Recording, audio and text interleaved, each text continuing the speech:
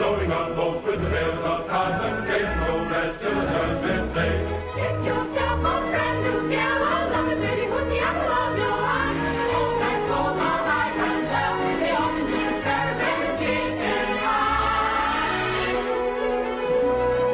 Here we all work on the biscuits, here we all work while the white folks play, loading on boats with the bales of cotton, getting no rest till the judgment day.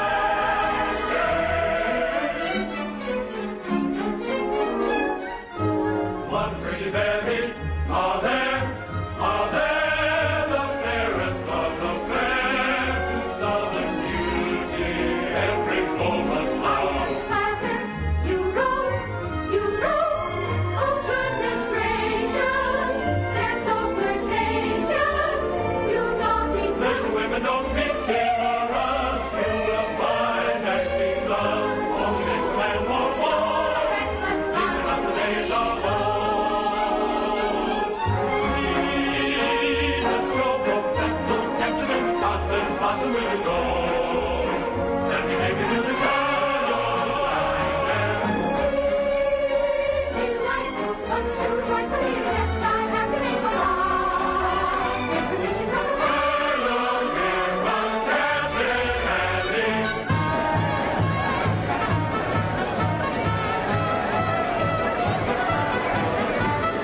I have got such a wonderful show with the greatest of dramas and jolly comedies. Stephen Baker, the handsomest leading man, and beautiful Julie Laverne as well. Captain Blossom, Captain and his floating show, thrills and laughter, concert after, everybody's sure to go. Captain Blossom, Captain and his floating show, thrills and laughter, concert after,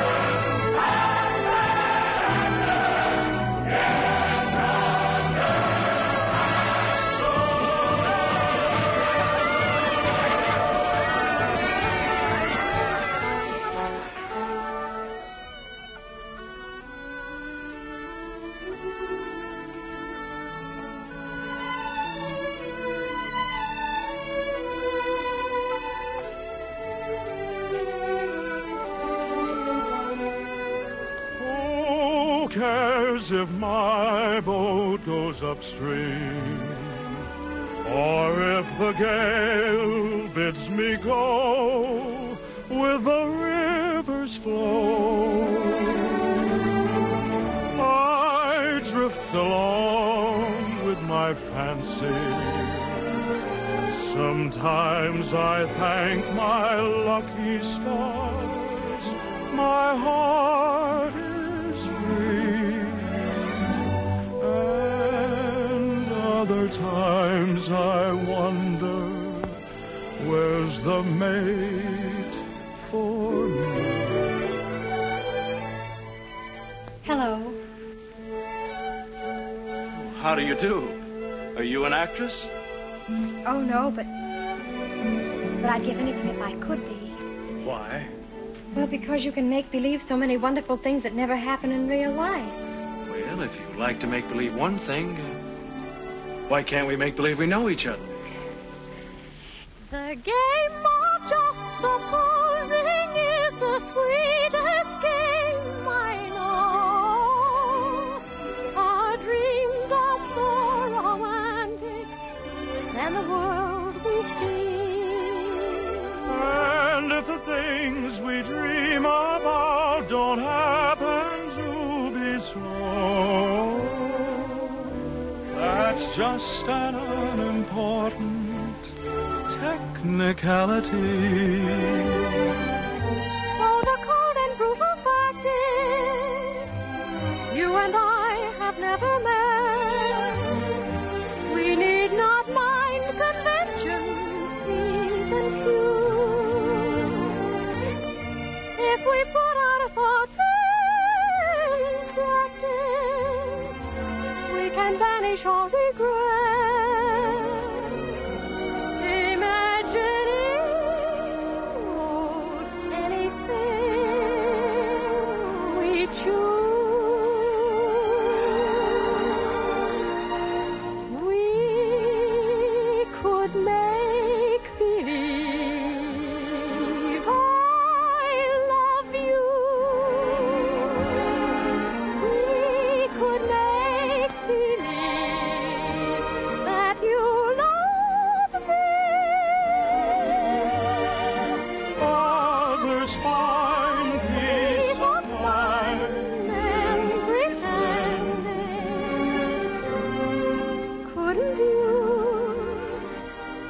couldn't I?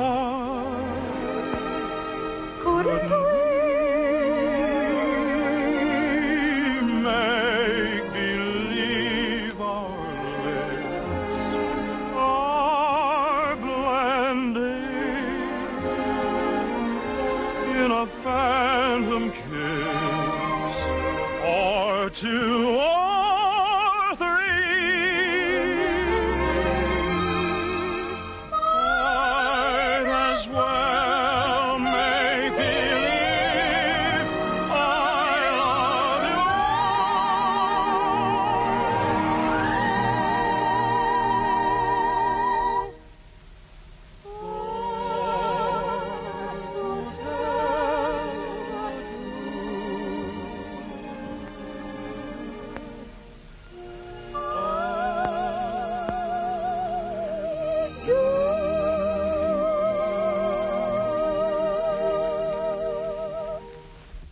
Magnolia? Yes, Mother. Goodbye. I hope I see you again.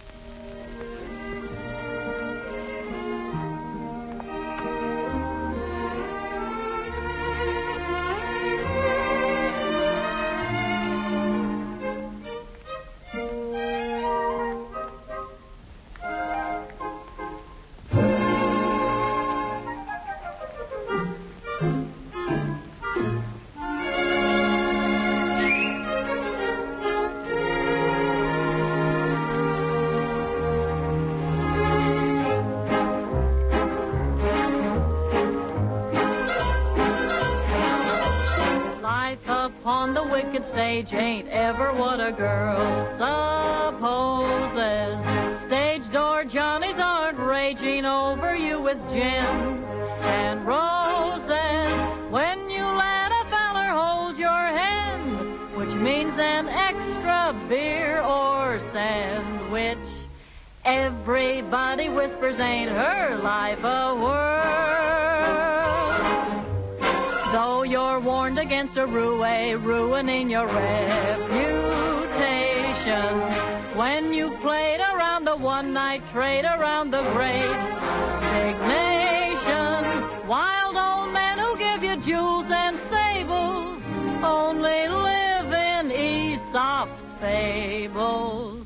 Life upon the wicked stage ain't nothing for a girl. Though we listen to you moan and breathe, you must pardon us if we do not believe you. There is no doubt you're crazy about your awful stage. Life upon the wicked stage ain't never for a girl's supported. Stage door Johnnies are raging over you with gems and roses. If some gentleman would talk with reason, I would cancel all next season. Life upon the wicked stage ain't nothing for a girl.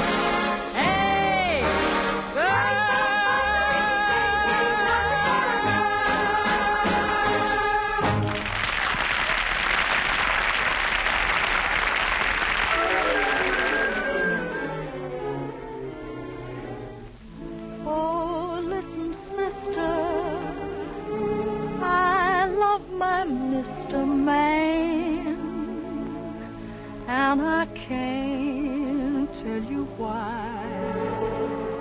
There ain't no reason for me to love that man.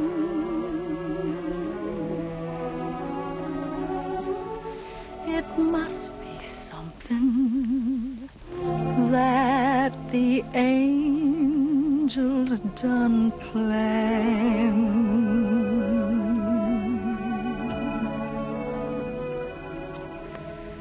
Fish gotta swim, birds gotta fly. I gotta love one man till I die. Can't help loving that man of mine.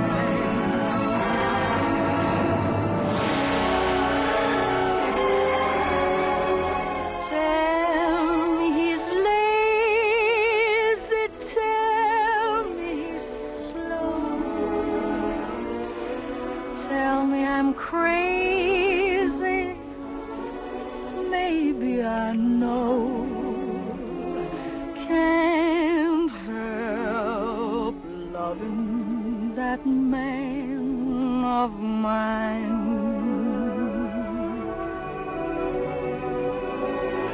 When he goes away, that's a rainy day. But when he comes back, that day is mine.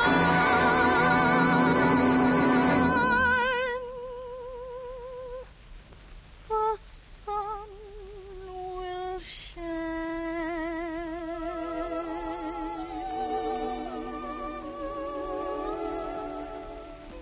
He can come home as late as can be. Home without him ain't no home to me.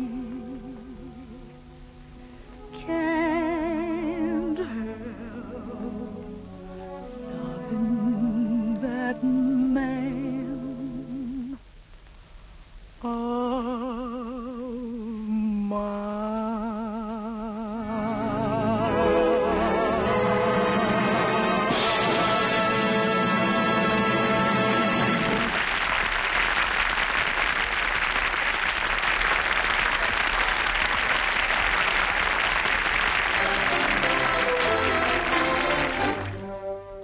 Old Man River, that old man River, he must know something, but don't say nothing.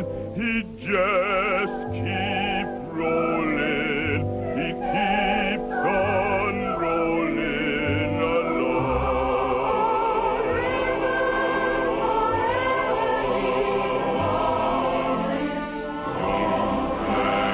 Plantators, he don't plant cotton, and them that plant them, it's none but cotton. But old man River, he just keeps rolling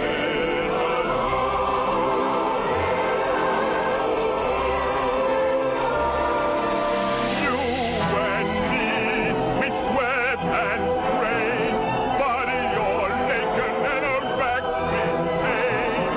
Open that heart, lift that veil, get a little rock, and we land in jail. Heart gets weary and Sarah's crying. I'm tired of living and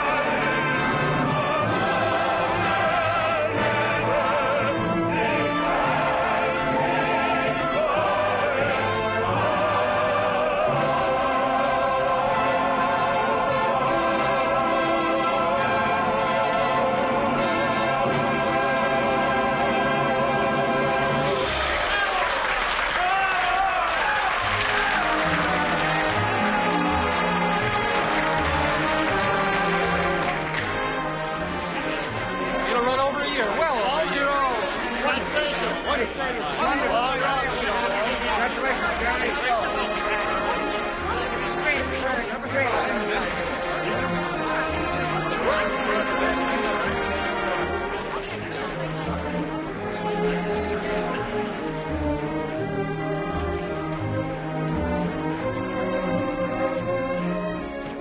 That was a swell show, Mr. Kern. Well, thank you, Joe. Where to? The Waldorf, Mr. Kern? What was that, Joe? That big shindig I threw in for you. It's down at the Waldorf, eh, Mr. Kine? Yes. But first I'd like to stop off at the house of an old friend. Yes, sir. Just for a moment, Joe. Turn right at the next crossing. It's not very far. I'm looking for an old brownstone house. It was the home of a very great and good friend. Tonight during the show, I couldn't seem to get him off my mind. Yes, sir. And I'd like to be alone for a few minutes, Joe, before we go down to the Waldorf and face that crowd. Oh, I get you. It's like a minute of silence, something like that, huh? Yes, Joe, something like that. Here, stop here, Joe. Here at the corner? In front of that radio shop. Oh, there it is. See? You mean that lodging house sandwiched in there? Mm-hmm. Well, of course, it didn't have that room to let sign in the window then.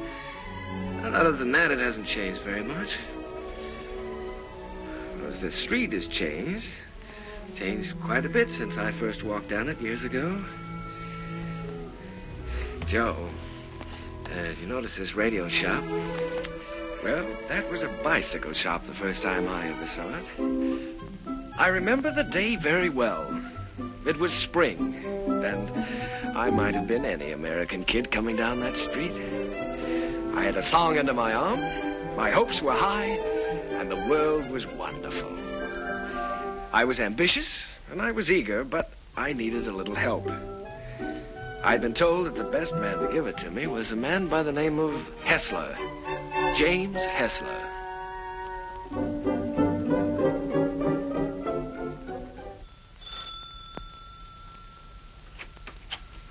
Come in. You're an hour late already. I suppose you realize that. You can start on the upstairs bedroom immediately. Mrs. Muller, Daddy wants some more roast beef. I'll be there in a second, Mr. Hessler, and see that you get to their nests, young man. He's not the moth killer. I'm a songwriter. A songwriter. I see. You entered under false pretenses. Well, it won't do you any good, young man. Mr. Hessler isn't seeing songwriters anymore. He's going in for better things. Maybe he should have some roast beef. He's very hungry. Shh. Don't mention roast beef in front of a songwriter. Look, Aunt, give me your neck. No, so it is, so it is. You feel like you're going to fall down and faint, don't you? Dear. Well, you can come in for a while. Can't have people fainting in the house, not even songwriters. Thank you. Come in, come in.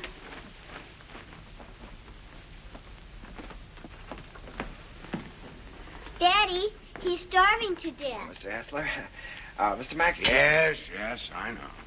Mr. Max Dreyfus of the Harms Company sent you. Written a little tune. He thinks it has possibilities if it's properly arranged. Now, I'm to help you arrange it. Look how skinny his neck is, Daddy. Why, he said that, He told you that I was the greatest arranger in America, and I should give you a few lessons. Oh, my friend, he's right. There's only one catch. I've given up arranging. I'm through dressing up silly little tunes for girl shows and beer halls. I'm going to write some real music for a change. Oh, here, Mrs. Set it down here. The trouble with you songwriters is all you ever think about is making money. Here, sit down, have some roast beef. Oh, well, no, thank you. Go ahead, sit down. No, you never think of doing anything big, anything worthwhile, like Brahms or Puccini. No, don't sit down there, please. It's Mrs. Hessler's place, Rester, so we always keep it set for her. Oh, I'm sorry. Yeah, sit down here. No, all you fellas want to do is write sugary little tunes and make a lot of money. Did you ever hear Beethoven's Eroica? Or Mozart's Jupiter? Didn't they do something to you? Great heavens, doesn't genius touch you fellas at all? Daddy's a genius. Yes, Daddy's a genius. No, my friend, in 3 weeks I'm going to England where I can work and have some peace and quiet. No mushy little melodies to be fancied up for public consumption. I'm going to write a symphony. Daddy's going to write an opera just for me. Here, go ahead, eat up. Maybe it'll give you some gumption. Well, I'm terribly sorry, Mr. Hessler. I had a big lunch with Mr. Dreyfus just before I left. It was roast beef, too. Yeah, well, Oh, what's the matter? Just because you're not hungry, you don't have to go, do you? Have some brandy with me. Help me celebrate my liberation from mediocrity. Mrs., get a couple of liqueur glasses, will you? Sally, will you show the gentleman into the parlor? I'm going upstairs and see if I can find that bottle of Napoleon. Have you a song in there? Mm-hmm. I'm taking piano lessons. Daddy wants me to be an opera singer when I grow up. Why don't you write an opera? Well, Sally, I'm afraid I only write the silly little tunes. You know, the ones your father doesn't like. Let me see if I can play your song. Do you mind? Oh, I wish you would. It's very easy. Here.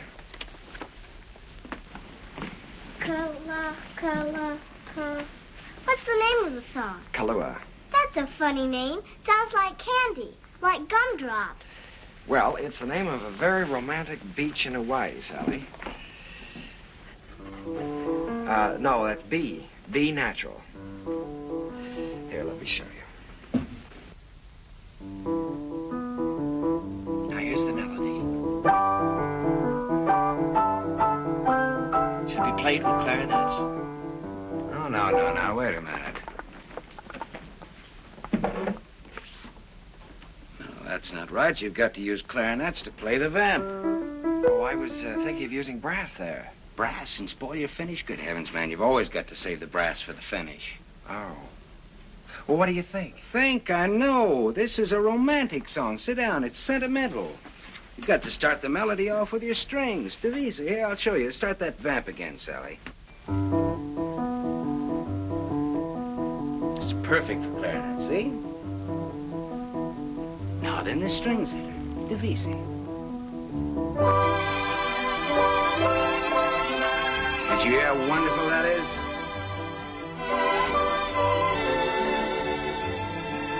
Now then, add trombones, muted trombones.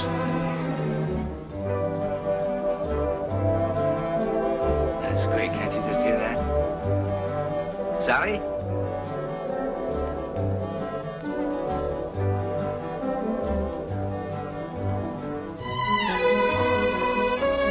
No, wait a minute. We ought to add flutes there. Right, easy.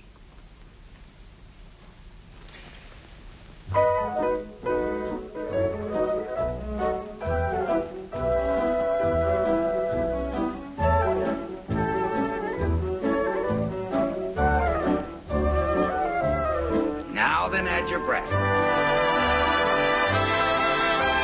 Your strings, too.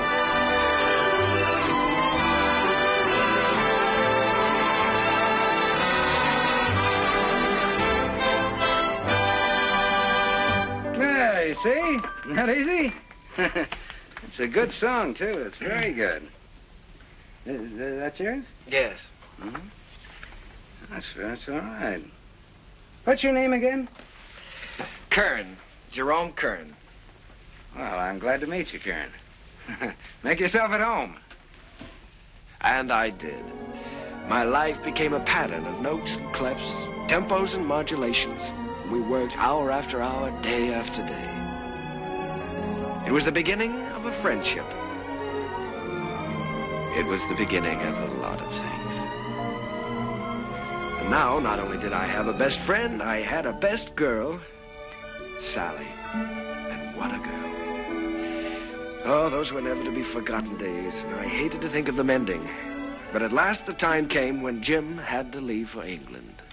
Oh, here, Jim, let me help you. Oh, it's those symphonies of yours. They're as heavy and bulky as lead. Nice, they're not tinny like some tunes I've heard. Oh, Sally, honey, come here. All right, here we go. Fortissimo. Dum-da-da-dum-da-dum. Fum. Got it. Oh, you carry a lot of weight, Sally. It was easy. Come along, Sally. At least we're not going to miss the boat. Goodbye, Mr. Kern. Goodbye, Mrs. Goodbye, Sally. Bon voyage. What does that mean? Happy journey. Bye, Uncle Jerry. Be a good boy. This will be the end of it, boys. Don't forget to pack my song, Daddy. No, I'll get it. She means Kahlua. Well, that is her song, Jim. You know, if it hadn't been for Sally, I wouldn't be here now.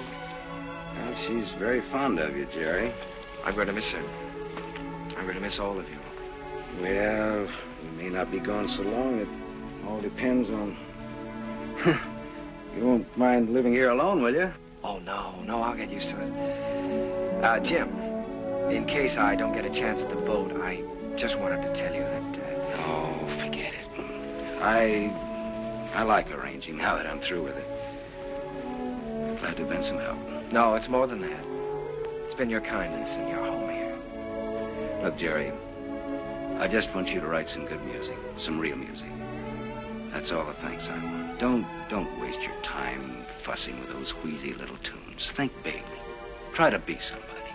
I will, Jim. I'll try to be as big as I can. Yeah, good. That's fine. Well, we better be on our way. Oh, good heavens, Sally's song.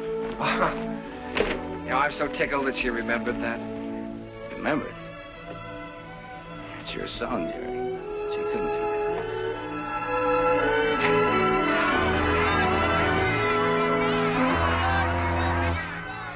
I stood there watching that boat pull out of the harbor, and I was lonelier than I'd ever been in my life. I walked through the days that followed, from office to office, theater to theater, always getting the same discouraging answer. The big hits were all English or European, and the local talent just didn't seem to have a chance. Broadway was closed to an American. From 23rd Street to Times Square, they were all playing Follow the Leader. And the leader was Charles Frohman. A moment. He's with Keller. Cecil Keller, the English composer. Mr. Frohman's not interested in American songs at the moment. He's leaving for England in a few weeks. Good day. How do you do? My name is Kern, Jerome Kern. Oh, yes. How do you do, sir? I see you have the deeds with you. Mr. Frohman's very anxious to see them. Deeds? You're the man from the real estate office, aren't you? No, I'm a songwriter. These are some of my songs. Your name isn't Kernan? No, Kern. Jerome Kern. I'm sorry. Mr. Frohman hasn't a minute to waste. I'm afraid I must say good day. Well, now, maybe if he'd listened to one of my songs, I have one that could be made very English. Good day, sir. Goodbye, Mr. Frohman. Goodbye, Mr. Keller. I'll see you in London soon. I'll call you when I get there. Thank you. I'll be waiting for your call.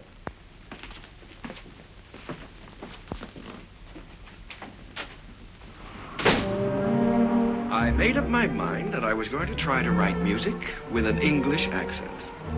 So I sailed for London. I wish I could say with flags flying and my courage high.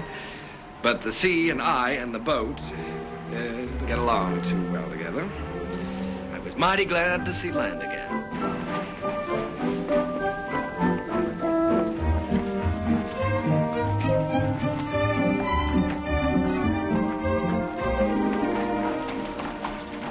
Excuse me, could you tell me where Mr. Hessler lives?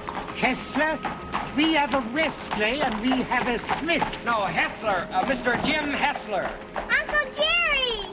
Sally. Oh, honey, it's so good to see you. We didn't know you were coming. Well, I didn't know I was myself. Daddy will be so glad to see you. Oh, we live right over there. All right. Oh, Sally, you're getting prettier every day. Yeah. Well, the tables are turned. American songwriter invades England. That's pretty good, Jerry. No, it's daring, very original. You're thinking big anyway. It's a chance I'm taking, Jim. Say, you've gotten a little skin here, haven't you? Hmm? I haven't been getting enough roast beef lately, I guess. Jerry, I look at you sitting there, and it's just hard for me to believe you haven't been here all the time. Thanks, Jim. It's sort of like being home again. How was the symphony coming along? All right? Oh, well, yes, I'm still in the note-making stages. Of course, I always believe in making plenty of notes. It's kind of like planting seed. One day they start to grow, and then, before you know it, lo and behold, your symphony's all written. Uh-huh. Simple and easy, hmm? Not as difficult as writing those silly little tunes. Well, no, it's the quiet here that does it, Jerry. Peace in this place is just so thick that you can float on it. It's a rustic pastoral. Wait a minute, now, answer that telephone. Oh, the doorbell. Will you get the door, please? Don't you do something about that? Yeah. No, there's a picturesque pastoral. Hello. Who? I can't quite. She's waiting for a piano lesson, sir. Oh, Mr. Edwards. Yeah, put him on. Come, Sally, it's time for Hello, George. When my little sonny... Fine. I don't want to. Tomorrow? I'll be glad to. I'm not going to have a lesson. For dinner, good. Hester, you behave yourself. All right, I'll be there. Bye-bye. George Edwards. The producer? Yes, he wants me to come up and sit in on a rehearsal of a new show. I don't want to take a piano lesson. Uncle Jerry's here. You've got to talk to your daughter. I can't do a thing with her anymore. Well... This is Uncle Jerry's first day here, and I shouldn't be made to take lessons. Should I? Should I, Uncle Jerry? Well, I think you should have one day off, maybe, huh? That's the end of her. There was some hope for her until her Uncle Jerry arrived. Now she's spoiled for good and all. Come, we get ourselves a cup of tea. You know, Sally, I'm inclined to agree with you. I think Uncle Jerry's arrival does call for a celebration. Now, what'll it be? London or the fair? Oh, the fair, Daddy. Please, the fair. All right. The fair it is.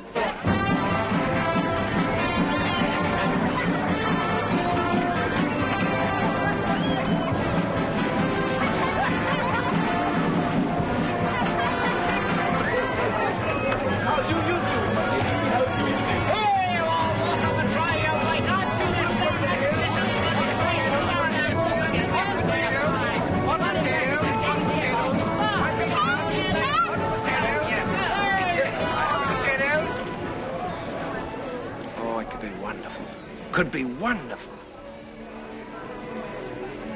Oh, no, Jerry. I don't want Sally to go up in the swings, not till she's a little older. The whole stage full of swings and a boy and girl in each swing and all of them singing. Oh, you mean for a production number? Yeah. That's not a bad idea. They could swing from the stage right out over the audience and back again. Make a good production number. What song would you use with it? Spoon with Me? Be perfect. Spoon with Me. That sounds fine. Suppose I take that up to George Edwards. For the gaiety? Sure. I'm going to have dinner with him tomorrow night. Oh, Jim.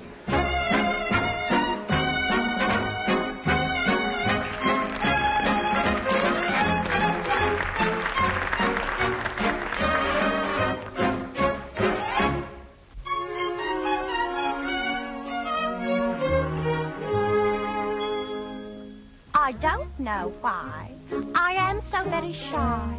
I always was demure. I never knew what silly lovers do. No flirting I'd endure. In all my life I never kissed a man. I never winked my eye. But now at last I'm going to break the ice. So how'd you like to try? How'd you like to spoon with me? I like to. How'd you like to spoon with me? Well, rather. Sit beneath the log tree, large and shady. Call me little Tootsie, Woodsy, babe. How'd you like to wag and squeeze? Indeed, I would. Dangle me upon your knee. If I could. How'd you like to be my lovely Tootsie? How'd you like to spoon with me?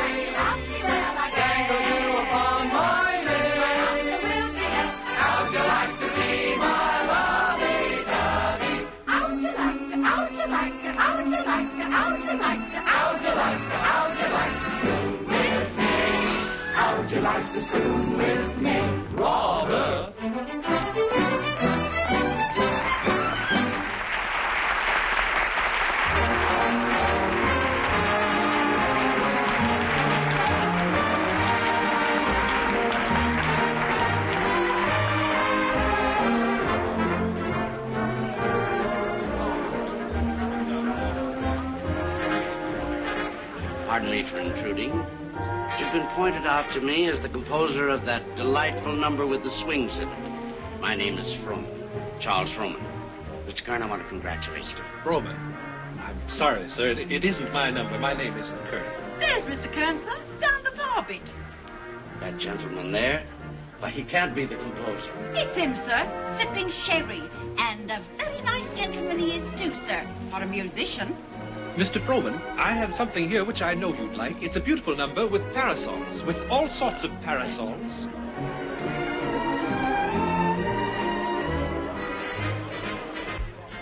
Mr. Kern?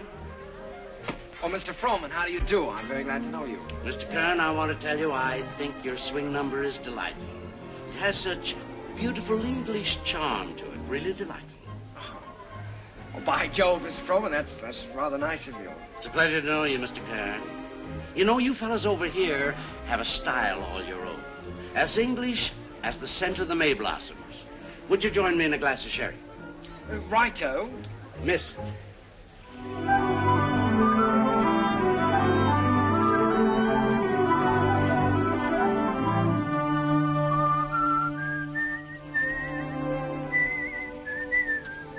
I'd give that one up if I were you. One song at the Gaiety, I think you can afford to take a rest. Well, if I could finish it, I know I could interest Froman in it. You ought to know by now that Charles Froman is only interested in English music and English composers. If I only had a piano, I know I could work this out right now.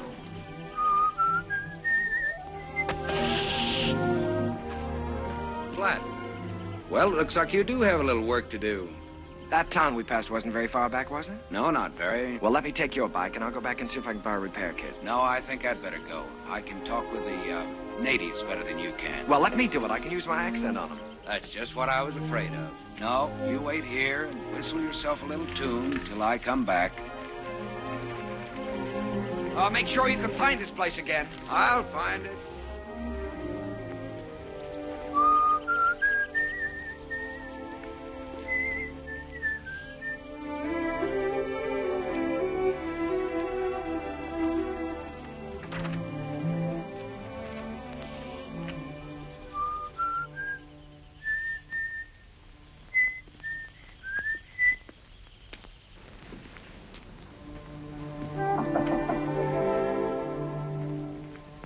I say, is anyone there?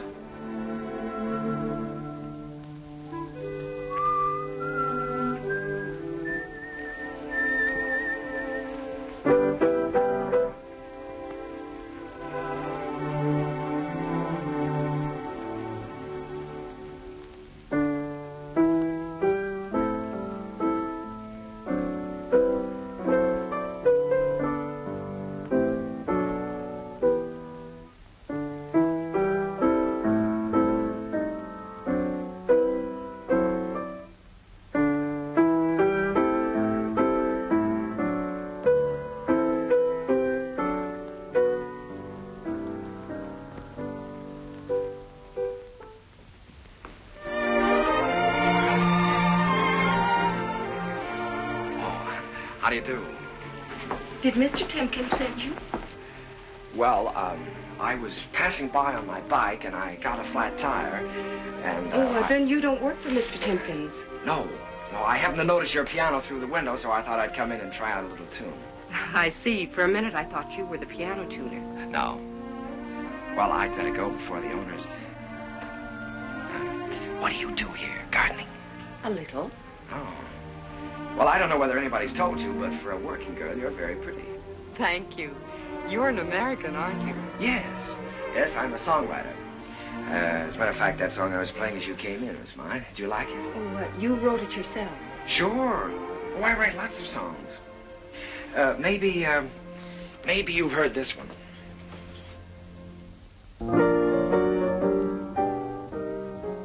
Why, that's from the Gaieties. Everybody's singing it.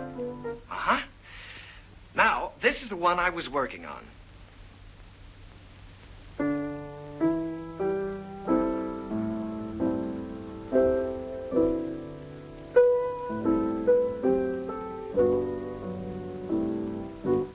That I'm going to try to place for the Gaiety, too. Of course. I would if I were you. Don't you believe I wrote these songs? Tell me, When you compose, do you always break into people's houses to borrow their pianos? All right, I'll tell you what I'll do. If I place this with the Gaiety, I'll send you tickets and you can come and see for yourself. Will you? I'll tell you when I get the tickets. I beg your pardon, miss, but your mother would like to speak to you. She's in the upstairs sitting room. Thank you, Katie. I'll be right up. Well, I'm terribly sorry. But I still wrote those songs. And I'll still be waiting for the tickets. Will you? Wonderful. I won't forget.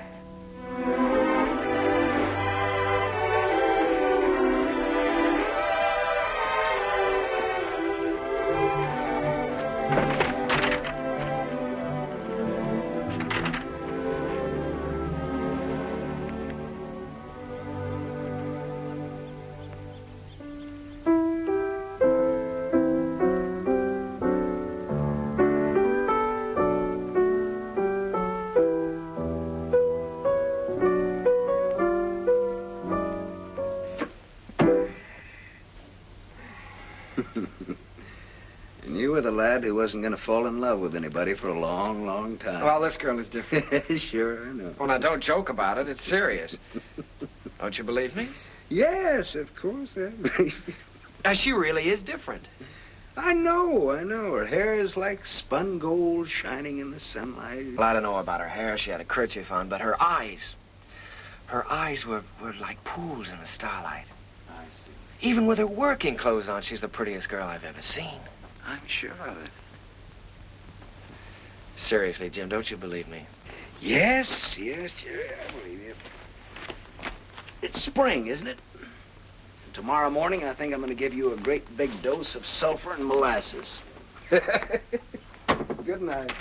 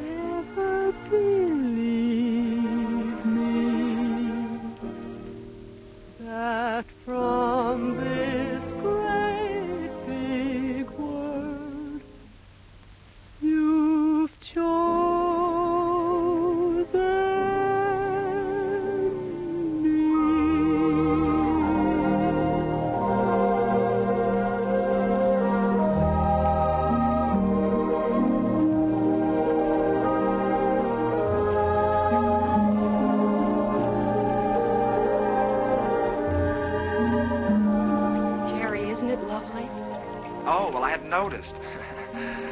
When I look at you, I can't seem to see anything else. Oh, writing songs again. Perhaps we better stop and have lunch. All right. You can move in under those trees there. Isn't it a beautiful day? Beautiful.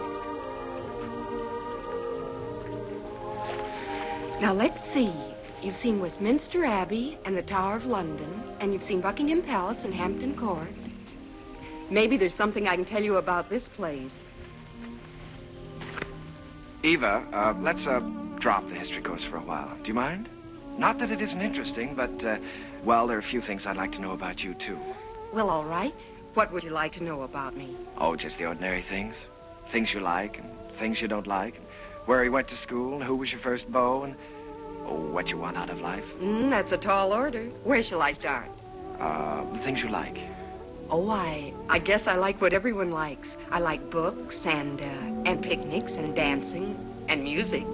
What about musicians? Oh, certainly musicians. And what do you want out of life? Oh, I guess again what everyone wants. Happiness. Have you ever given any thought to getting married? Why, of course. Doesn't everyone? Are you set on any particular type of man? I have been at different times. When I was 16, I desperately wanted to marry the star cricket player at rugby. And now? Now?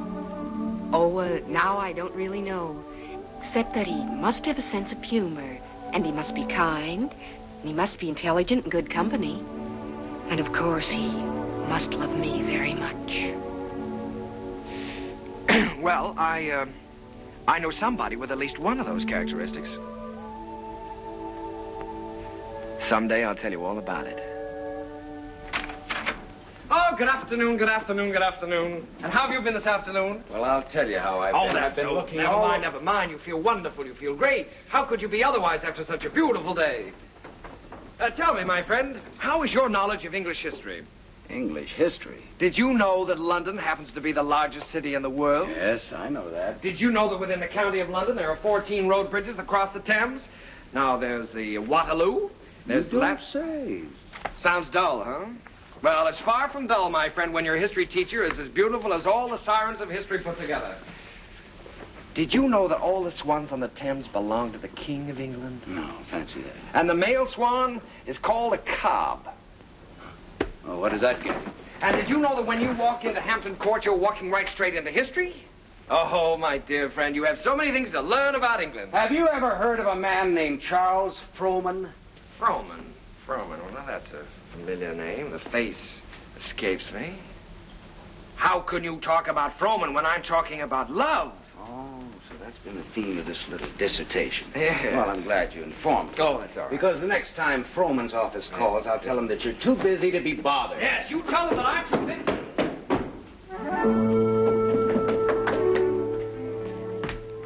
Did you say the next time Frohman's office calls? That's what I said. They've been calling you all day. But why should I bore you with such trivial details? Well, what do they want? No, dear friend, you return to your archives. Why think of the future when the past is so glorious? Oh, come on, now quit clowning. What happened? Nothing. Frohman just wants you to write 4 songs for his new show.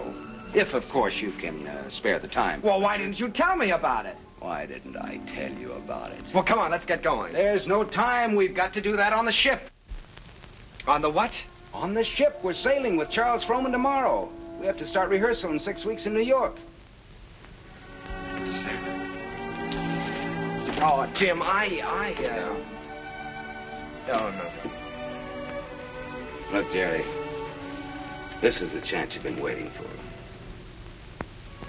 You certainly are full of surprises. I thought you'd be up in the clouds. I feel like I've just been yanked out of the clouds.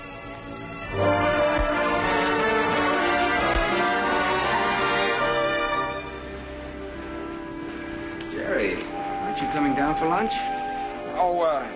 No, Jim, I'm not very hungry. Now, look, you've got to snap out of this. It isn't the end of the world, it's the beginning. Here you are on your way back home with a Charles Frohman contract in your pocket. Why, you ought to feel wonderful. I know it. That's what I keep telling myself. You go back to England. If I just could have seen her once more. Jerry, it was all we could do to catch the boat. You couldn't help that. And you talked to her on the phone. On the phone? What can you say on the phone? Hello, it's nice seeing you. Take care of yourself. Oh, Jim, there were so many things that I wanted to say to her. Now, look, Jerry, you've got to think about your career. Things are just starting for you. Yeah? You can say that over and over again, and you know what happens? What? Nothing. Jim, you know, for the first time in my life, I'm lonely. Here I am on a ship full of people with you, and I might as well be on a desert island all by myself. Did you ever feel this way? Yes, once. What did you do about it? I married the girl. Oh, hello, Mr. Frohman. Hello there. been looking for you, Hugh. You weren't down to breakfast. No, the first day out is always rough on me. Good Englishman should have his sea legs by now.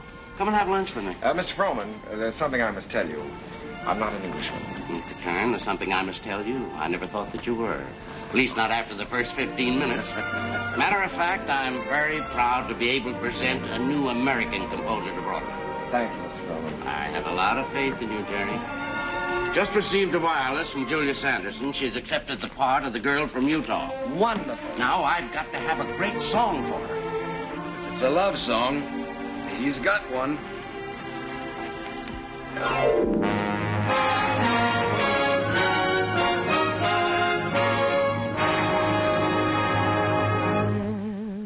When I told them how wonderful you are, they didn't believe me. They didn't believe me. Your lips, your eyes, your teeth, your hair are in a class beyond compare.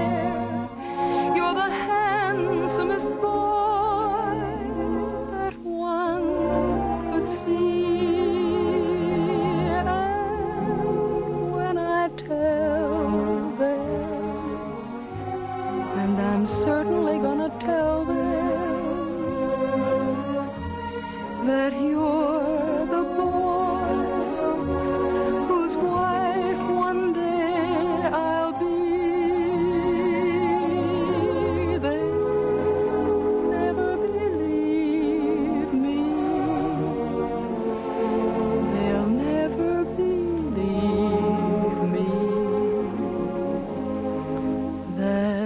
from this great big world you've chosen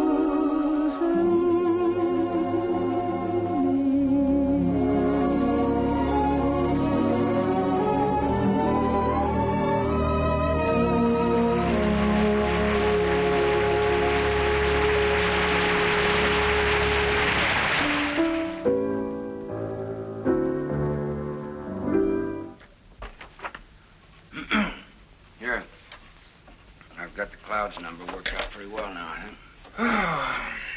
I never realized that writing a complete score was such a job before. Well, one good all-night session like this does wonders. We could use another week. We weren't 3 weeks late already. I hope he likes it, Tim. Rowan, he'd be crazy about it. He hasn't gone out and bought himself another show while he's been waiting. Good morning. Sally, what are you doing up? I'm going to have my breakfast. Right. It isn't morning already. No, it can't be. Sally, you'll be late for school. I'm coming. Say, Jim, don't you think I better call Froman's secretary and get an appointment? You better call him at home. It's a little early. Good morning. Bryant, 2446, please. Do you think it's in good enough condition for him to hear? Oh, yeah, sure. It's in good shape for a first draft. Hello, this is Kern, Jerry Kern. Mr. Froman was expecting me to call today about an appointment. He's leaving for England. Well, but he promised that he was going to listen to my show, Oh Boy, for his next production. Say it's today. Oh, all right, thanks. Well, that's it. He's gone over to buy himself another English show. Well, he can't. No? No, he can't. We worked like dogs on this score, Jim. And I had all my plans made, too. After he bought it, I was going to jump the next boat for England. I'd forgotten about that young lady. Wait a minute. I've got an idea. My passport is still good. Why don't I take the same boat he's taking today? Wonderful. Get him on board ship and he can't get away from you. That's right. Then I can sell him the show. Wonderful. Then I can go and see Eva. Sure. You can get married. Well, you probably have to ask her first. Well, that's an idea. Well, I'll go and phone the steamship company. Right. I'll go back. Driver, you think you can make it all right? If we get a break in traffic and the old engine holds out. Oh, Uncle Jerry. Jerry, come on now. We've only got a few minutes. Jerry, if you want to miss that boat, come on here.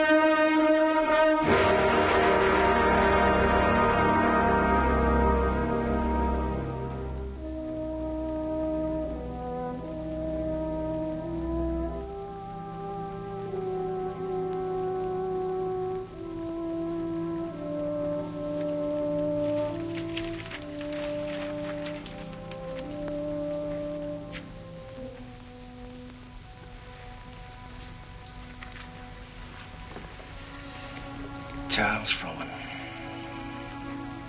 It's like watching an era crumble in front of him. The theater's gonna miss him. Yeah. You were very lucky to miss that boat, Jerry. Seen Max around? Oh, hello, Jim. Victor? No, I think he went over to Comstock and Elliott's. What a terrible tragedy. Yes, it's unbelievable. Jerry and I were just talking. Jerry, you know Victor Herbert, don't you? This is Jerry Kern, Victor. How do you do, Jerry? It's a great honor to meet you, Mr. Herbert. Charlie Frohman spoke of you quite often. He had great hopes for you. Well, he was very kind. He liked you. But more important, he respected you. And it's easy to see why. You've got a song to sing. Thank you, Mr. Herbert. Look down at that city, Jerry. It's made up of millions of people. And music has played a part in all their lives. Lullabies, love songs, hymns, anthems. Must be pretty wonderful, Mr. Herbert, to realize that people you don't even know and never will know are singing your songs, and all of them asking for more of the Victor Herbert music. It makes me feel grateful, Jerry, and very humble. One of these days you'll find out yourself how it feels. What is it my publishers call me? The Dean of American Music. Well, I think you're going to be the next dean. One thing I must admit, you've got a better figure for it. Keep writing, boy. Don't let anything stop you. Good night. Night, Victor. Good night, Jim. Good evening, Mr. Herbert. It's a deal, gentlemen. Congratulations. Comstock and Elliott are going to produce Oh Boy. Max just sent me over with the check. What's the matter? Aren't you fellas happy? Yeah. Thanks. Turn out those lights again, will you?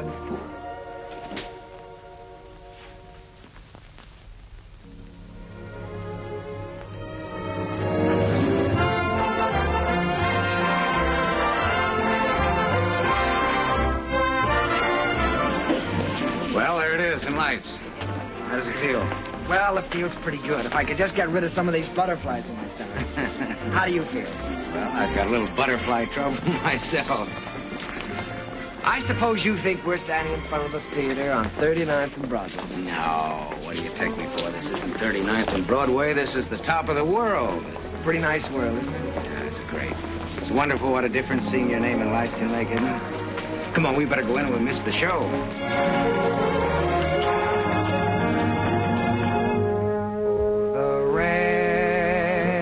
Comes a pitter-patter, and I'd like to be safe in bed. Skies are weeping while the world is sleeping, trouble heaping on our heads. It is vain to remain and chatter, and to wait for a clearer sky.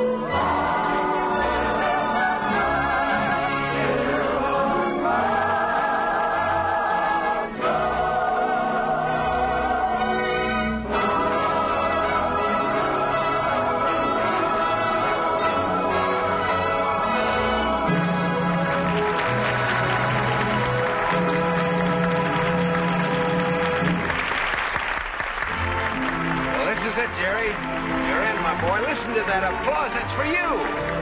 Don't wake me up. Don't anybody wake me up.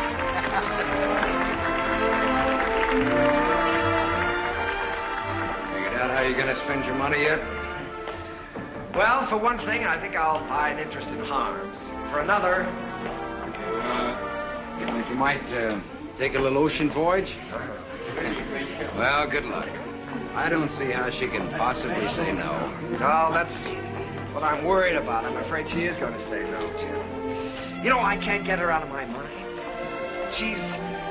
Yeah, I know. I've been through this before. She's everything you've ever dreamed of on this earth. She's everything I've ever dreamed of in heaven.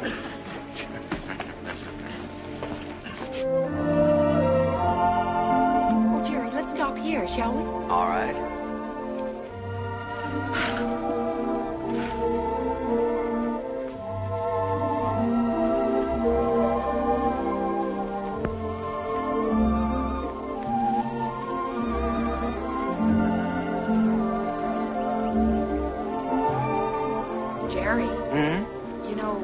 Write very often. Well, my letters weren't very interesting, Eva, so I tore them up. As a matter of fact, you didn't write very often yourself. A lady doesn't correspond with a gentleman, unless it's a reason other than a personal one. Oh, well, now, doesn't that sound a little silly to you? No, it sounds altogether fitting and proper. Oh. You want to fight? A lady doesn't fight. Well, what does a lady do? Oh, you're impossible. Well, you're right. If I were you, I'd have nothing to do with me. In fact, if I were you, when I asked you to marry me, I'd say no. Just on the grounds that a lady never says yes. Now, see here. Are you going to ask me to marry you? Might, with a little encouragement. A lady doesn't... In my country, if a lady wants to be asked, she has to be encouraging. In my country... In your country? What in your country? Well, there are proper ways to go about such things in every country. Oh. Well, then let me put it this way. From the very first moment I saw you, when you walked in from the garden, I knew that out of all the women in the world, I'd finally found the right one. The only one. I wanted to tell you then. I wanted to say, hello, funny face. I don't know your name or anything about you, but I've loved you all my life. You were my first school teacher, my first date, the first girl I ever kissed, and everything in the world to me. You see, I recognized you immediately. You thought all that? That's right. I stood there thinking that, wondering what you'd do if I kissed you. What would you have done? What would you do now?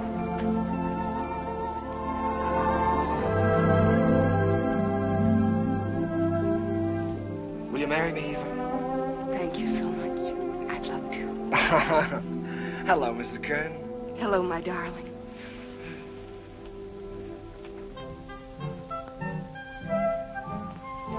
They're here, Daddy. They're coming up the steps. Welcome home. Jim! What, you old fox, you really did it this time. Nothing, my boy, nothing, just a little gesture. Jim, this is Eva. Hello, Eva. Hello.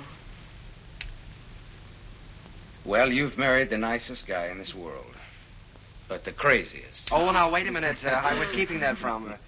Isn't she sensational, Jim? Jerry. Honey, turn around and let him look at you. Oh, Jerry. Look at that hair and those eyes. Have you ever seen a woman like that in your life before? Only once. No, I hope that both of you have all the happiness in this world. Oh, thank you, Jim. I think we have already. Forgetting me and the music. Oh, Sally, yes, I'm sorry, dear. Sally. On behalf of my father, Jim Hessler and myself. On behalf of my father, Jim Hessler and myself, I wish to congratulate you on the start of your voyage into the great sea of life. Oh, Sally. Well, on behalf of my wife and myself, I thank you very much. I'll take it. Hello, Mrs. Hello, Mr. Kern. Sally, it's so wonderful to see you. Why, you have grown up, haven't you? Sally, this is your Aunt Eva. On behalf of my father... Thank you, Sally. We're going to be real good friends, aren't we? Yes, I expect we are. Well, what do you say? Let's all go in and have something to eat, shall we? oh, Jim, it's so good to be home again. Yes, it was good to be home. I felt I had everything in the world. Happiness, success, and the wife I had dreamed about. I wanted to put it all into music. Eva's smile and her eyes and what it meant to be with her. And at last it seemed to me that the clouds had rolled by. First, there was Leave It to Jane. Leave it to Jane, Jane, Jane. I don't know why you should make me plot and plan for you. She is the girl with... I always try to do everything I can for you. No problem, you can wish on her, gives her a string. She'll tassel gaily, a score or more daily. If something is on your mind, and I can see that there is not a doubt of it. comfort you soon will find. Leave it to me, I will soon get you out of it. If you have started worrying, kindly refrain and just hand over the whole thing to Jane.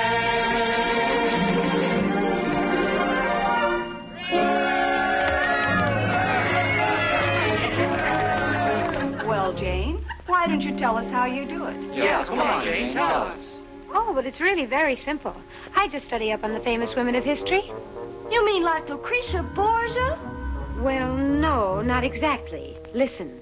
In days of old, beside the Nile, a famous queen there dwelled. Her clothes were few, but full of style, her figure slim and svelte. On every man that wandered by, she pulled the feet of Bara.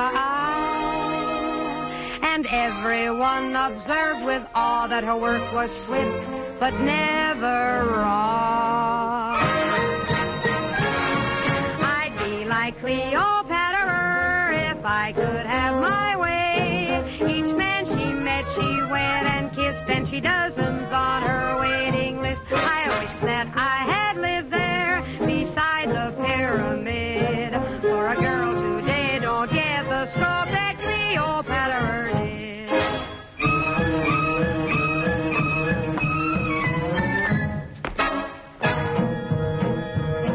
She danced new dances now and then, the sort that make you blush. Each time she did them, scores of men got injured in the rush. They'd stand there gaping in a line and watch her agitate her spine. It simply used to knock them flat when she went like this and then like that. That dancing Cleopatra was always on the spot. She gave those poor Egyptian kings something else to watch besides the Sphinx. Mark Antony admitted that what first made him skid was the wibbly wobbly wibbly dance that Cleopatra did.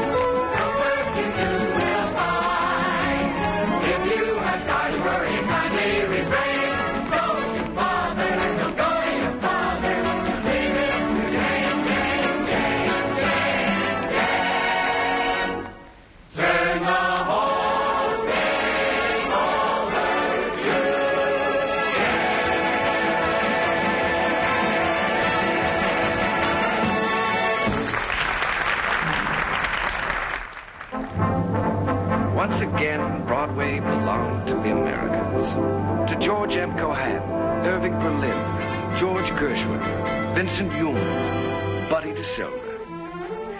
I was working in mighty great company. And in one of my own shows, Sally, I was fortunate enough to have the reigning queen of the era, the wistful, lovely, unforgettable Marilyn Miller.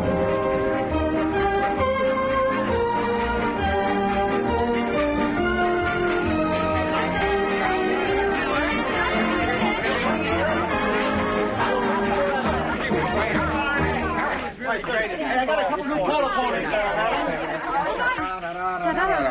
All right, Larry, thank you. Hazel, my dress. I have it right here. We're going to have to hurry. How's it going? Oh, my goodness. I'm never so nervous in my life. Did you see me trip? Oh, you are nice. More flowers from Mr. Ziegfeld. Oh, how wonderful. Lovely. Says the first act was a dream, signed Flo. Wish she'd said the second act. Don't worry about the second act. Second's better than the first. No. Thank you. Hazel, is everything ready for the quick change? Everything's ready in the stage dressing room. All right. Thank you. Hazel, we got everything? Yes, everything's here. All right, let's go. Good luck, Miss Miller. Thank you.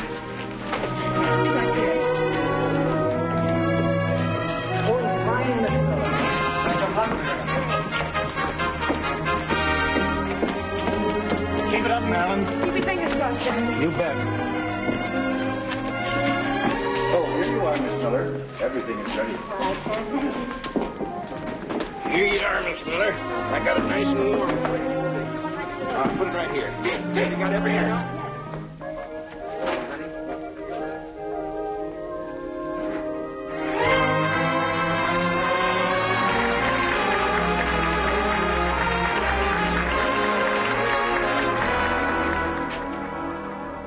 As I wash my dishes, I'll be following a plan till I see the brightness in every pot and pan.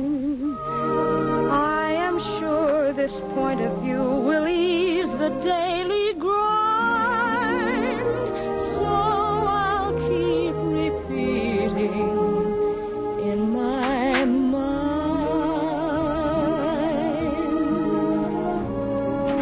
Look for the silver lining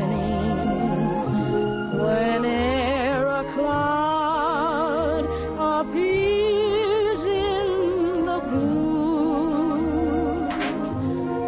Remember, somewhere the sun is shining, and so the right thing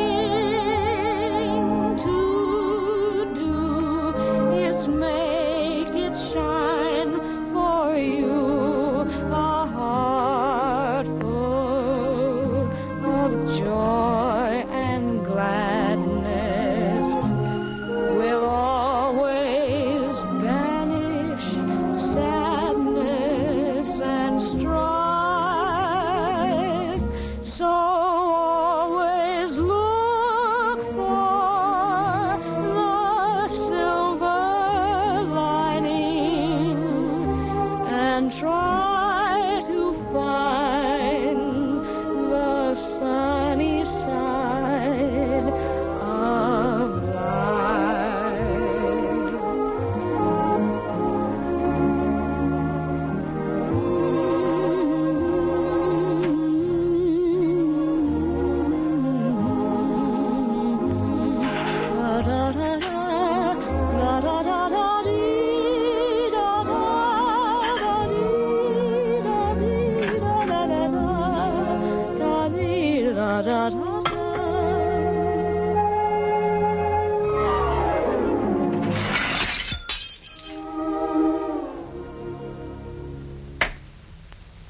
So always look for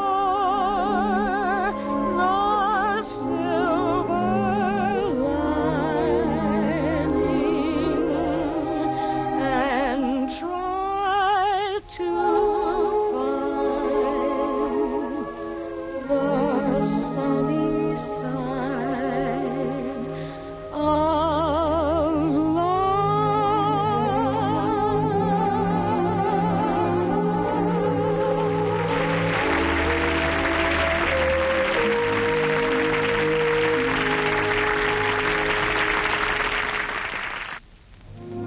I never thought I'd ever keep a scrapbook, but it was nice to know that people were singing my songs and asking for more. Night Boat, Good Morning Dearie, The Ziegfeld Follies. Curtains went up, curtains came down, and I think I got to look a little more like a musician. Eva grew lovelier with every passing year. Our life was rich and full and very satisfying. And Jim and I, well, we grew a little grayer, a little more sudden, perhaps. He was still working on his symphony, Or so he said. But on the whole, the years didn't change as much. However, they certainly did change Sally. She was quite a young lady now. She'd been away at school. In fact, many schools. Well, Sally. Hello. Darling. Well, Sally, I thought you were at school. Well, I was. Oh. What happened this time? I just can't stand that school anymore, Uncle Jerry. I've left, and I'm not going back. What does your father say about that? Well, he hasn't said anything yet. He doesn't exactly know. You see, I just left there this morning, and I came right out here to talk to you.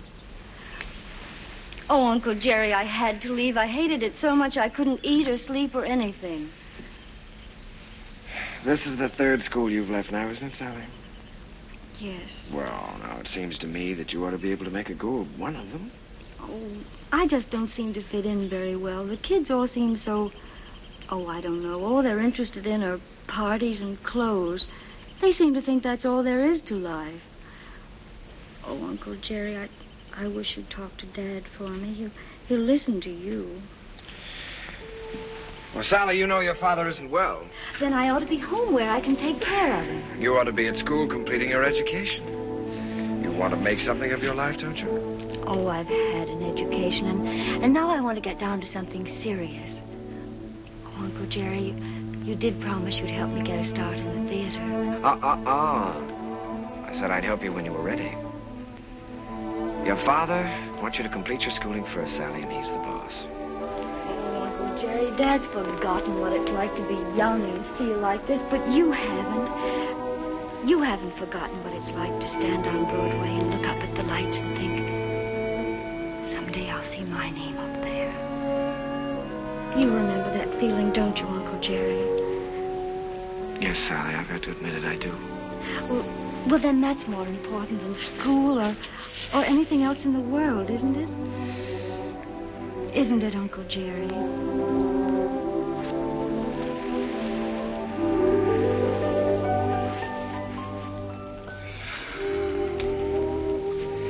It's the third time, Jerry. Yes, I know. Maybe we shouldn't have made her go back before. After all, if she hates it so much... Oh, Jerry, you can't keep on running away from things all your life. It's time Sally found that out. Well, you can't live another person's life for them either, Jim. It isn't fair. Sally's grown up now, and I think she ought to be allowed to do what she wants to do. I want her to finish her education. Get a chance to finish mine. I always said that any kid of mine was going to get the right start in life. Well, what's right for one person isn't always right for another, Jim. You know that. Jerry, the trouble with that girl is she's just plain stage-struck. She comes by that honestly enough, doesn't she? Remember how we used to pound the sidewalks and knock on doors? Nobody could stop us. Goodness only knows enough people tried to. Remember how thrilled we were when we finally realized we were in? So what right have you or I to interfere with Sally? Yeah. Well, what are we going to do, Jerry? I'd give her a part in Sonny. So cast. Part of Gwen hasn't been cast yet? Gwen, well, it's only one line. Gwen is going to have a song. The doctor's here, Mr. Heflin. Oh, fine, miss. Doctor, I'll be with you upstairs in just a minute. Good evening, Mr. Kern. Hello, Doctor. You know, when you get to be my age, you start collecting pills. Well, Jerry, I hope that works out all right.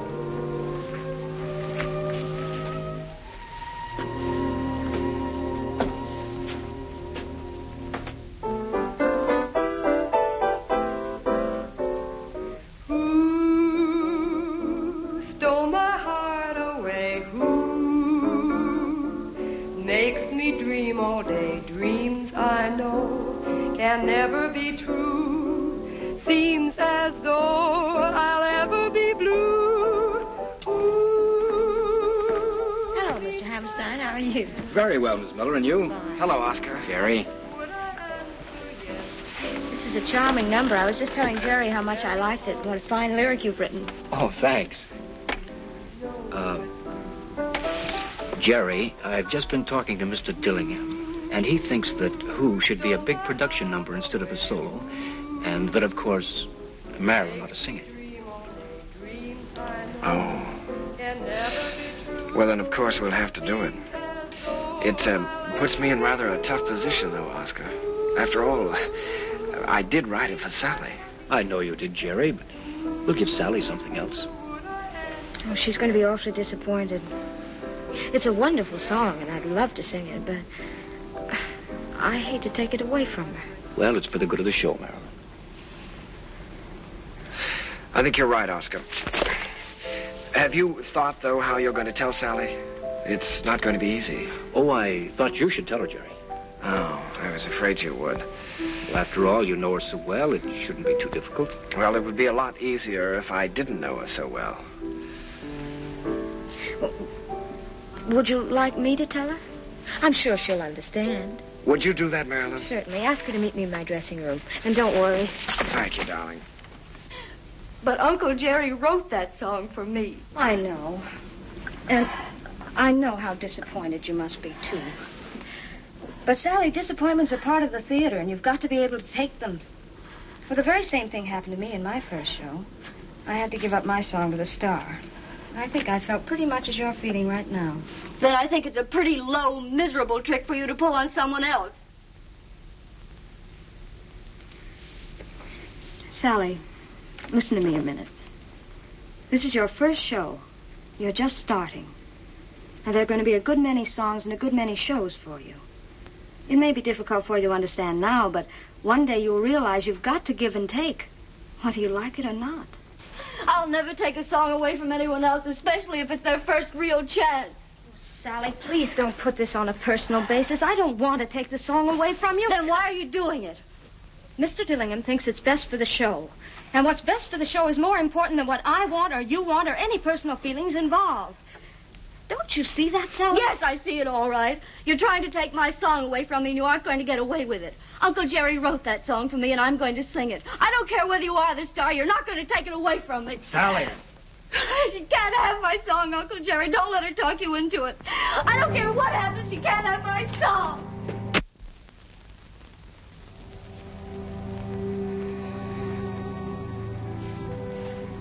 I'm sorry, Jerry.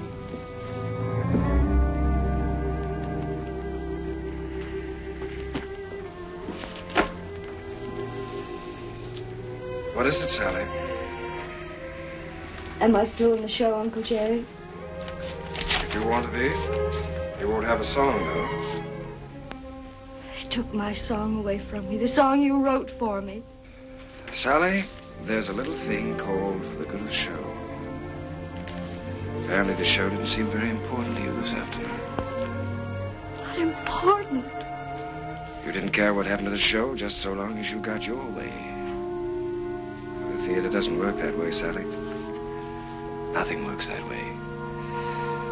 I learned something today. I suddenly realized that you're not ready for the theater yet. Not ready? No. All you have to offer is a small talent, a great deal of conceit, in return for which you want success.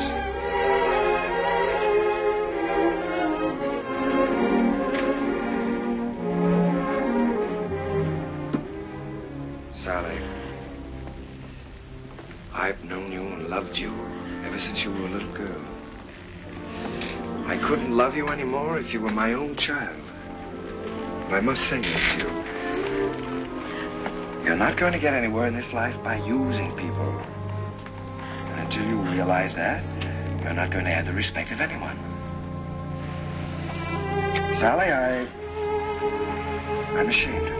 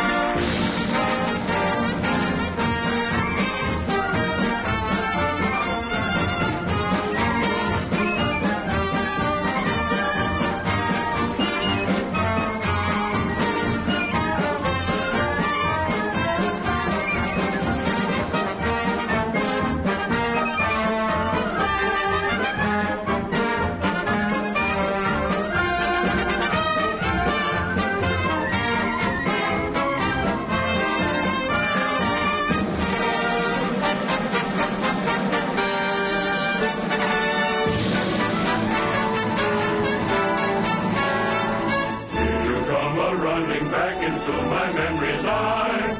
Little playmate was my game mate in the day gone by.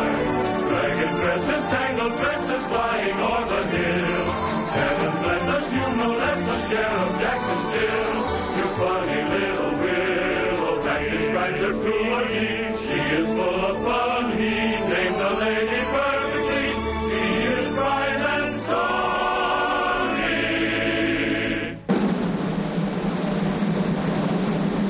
Never comb your hair, sonny. Leave the breezes there, sonny. Let your stockings fall down for shocking. The sound is all that you do. Smiling all the while, Tom boy. Where'd you get your smile from, boy? Little sunny girl, be my honey girl, Sonny.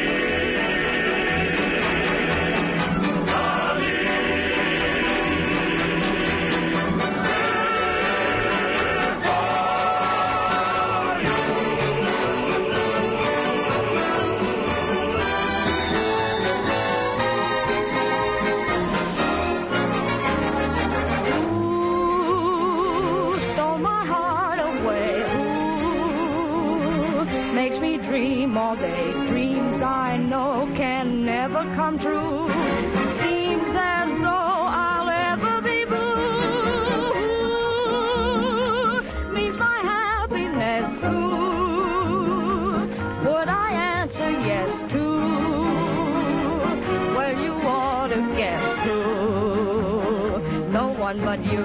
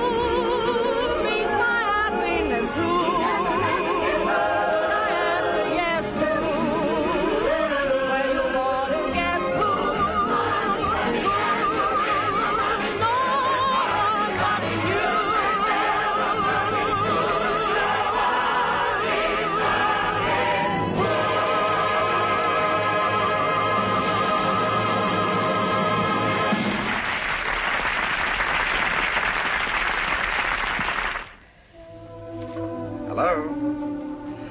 Yes, Miss Mullen. Did you send for the doctor? Is Sally there? Oh.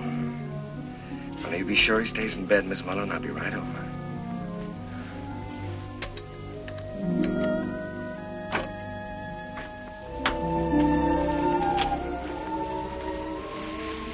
The doctor get here? He's upstairs in Mr. Hessler's room.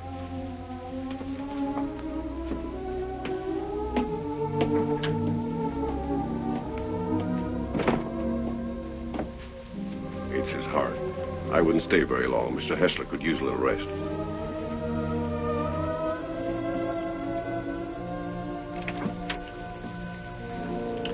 Well, good evening, Jim.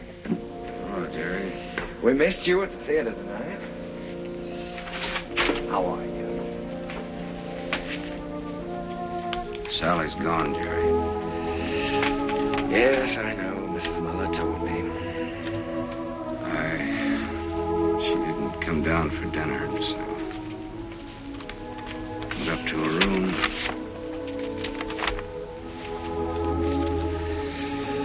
Dear Daddy, I'm going out on my own. Don't worry about me. Someday you'll be proud of me. I'll always love you. P.S. Tell Uncle Jerry I still love him.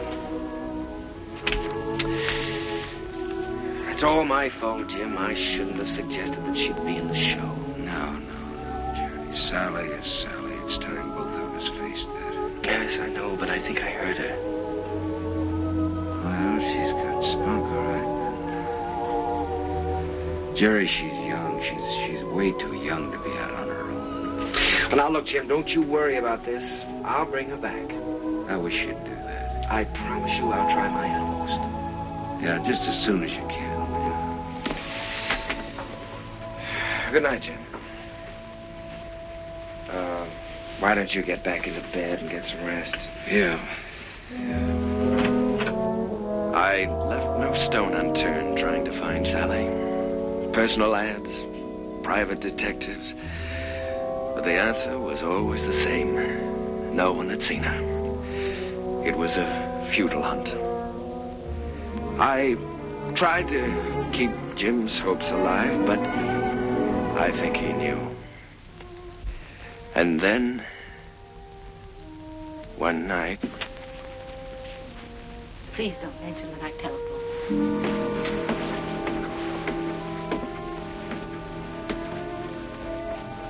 I think, Mr. Kern, you'd better go up right away. He's been asking for you.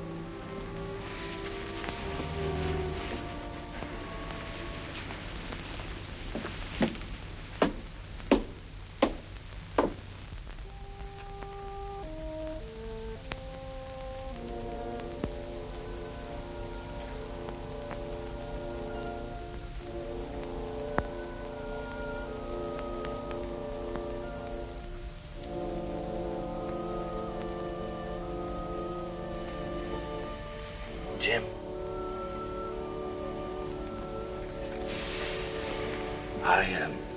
I was just driving by. I thought I'd drop in and say hello. Yeah. You forget I've known you a long time. Feeling better, aren't you? Yeah, I'm fine. That's good. All you need now is a little rest. Kind of quiet around here now. Yes, it is, but things will be popping again just as soon as Sally comes back. Have you heard from her, Jerry? No, not directly. But I've got a couple of very good leads. I've got a hunch they won't be very long now. Then I'm going to see to one thing, Mr. Heflin. You're going to finish that symphony. I've kept you from that too long now. I forgot about that symphony. Forgot about it years ago. Well, what about your notes? I never made any notes. I was just posing as usual. You know, I used to go around hollering about being a genius. You are a genius, Jim. And you with your wheezy little tunes. You were writing the real music. The folk music of America. Thanks, Jerry, for letting me kind of stick around. No, wait a minute. Let's get something straight, Jim. I didn't let you hang around. If it hadn't been for you and your faith in me, I would have quit half a dozen times, you know that.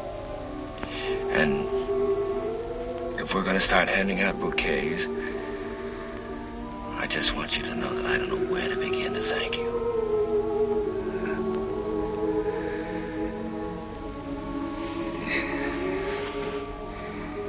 You're a great man, Jerry.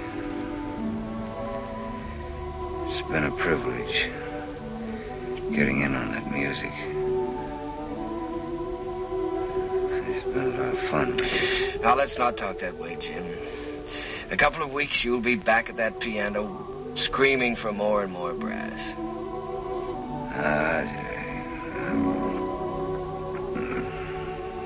This looks like the time for strings. Jerry, if I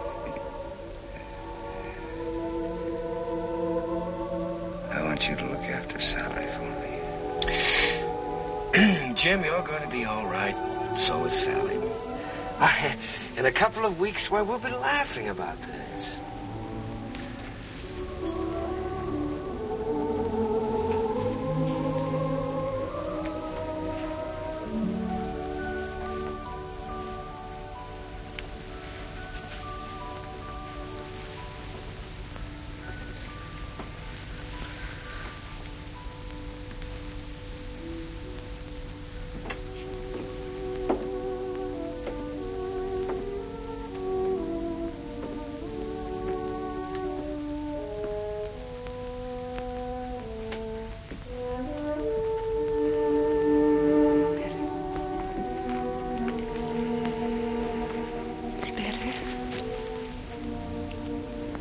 I made some coffee.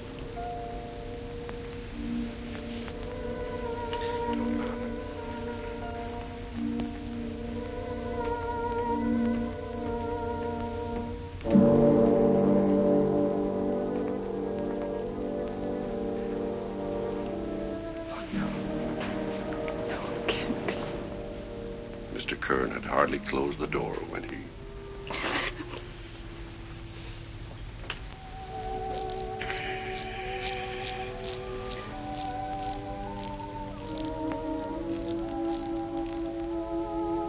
I was completely lost, completely helpless. Jim was gone, and I had failed him, was still failing him. I'd lost a world with Jim's passing, and everywhere I walked with ghosts, reliving lost hours, pacing a world of memories. I couldn't even think in terms of music. I began to feel that I might never write again.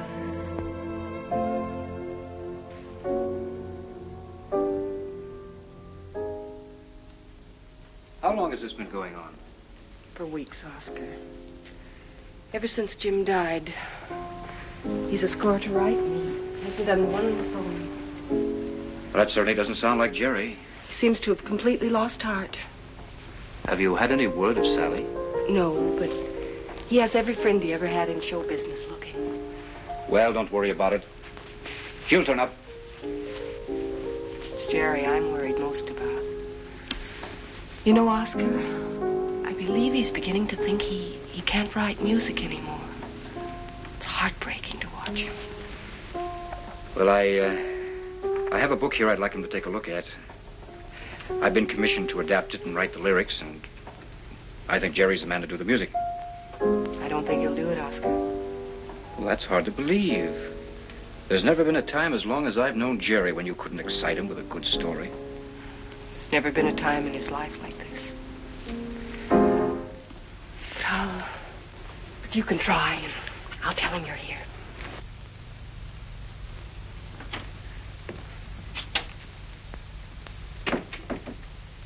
Hello.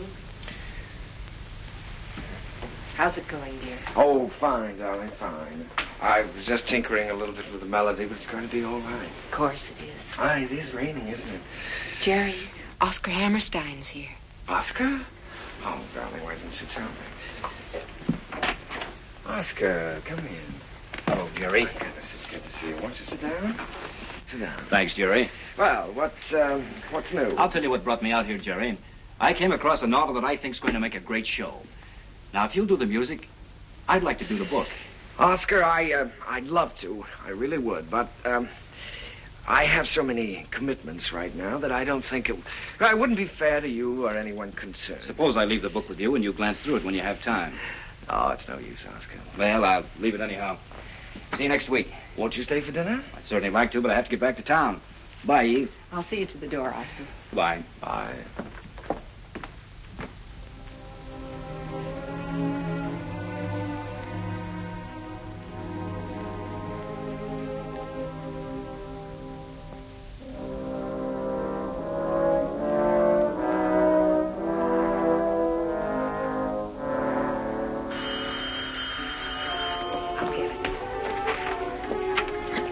Hello? This is Mrs. Kern. Oh, just a moment, Mr. Kelly. Jerry, it's Arthur Kelly. He's got news of Sally. Hello, Arthur. Yes. Oh, that's wonderful. In Memphis? What was the name of that club again? Club Elite, all this week. Yes, well, I'll get right on it. Thank you very much, Arthur. Sally is singing at the Club Elite in Memphis all this week. Oh, that's wonderful. Shall I pack a bag for you? Yes, darling, you do that and I'll call and make reservations.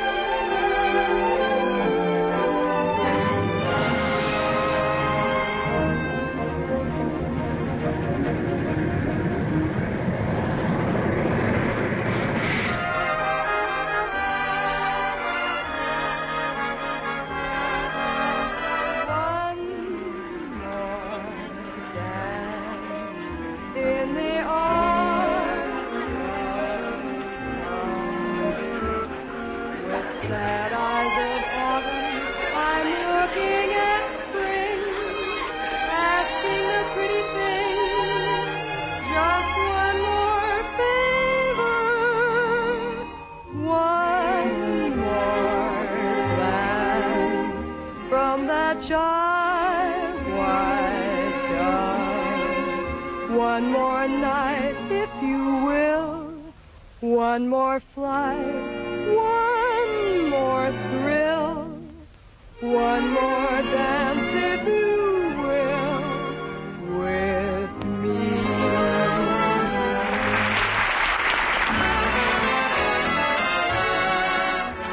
Will you dance with me? Oh, no, thank you. No. Go ahead and dance with us, No, Charlie. thank you. Go ahead. Will you dance with me? I sure will, baby. What's this? Sit down.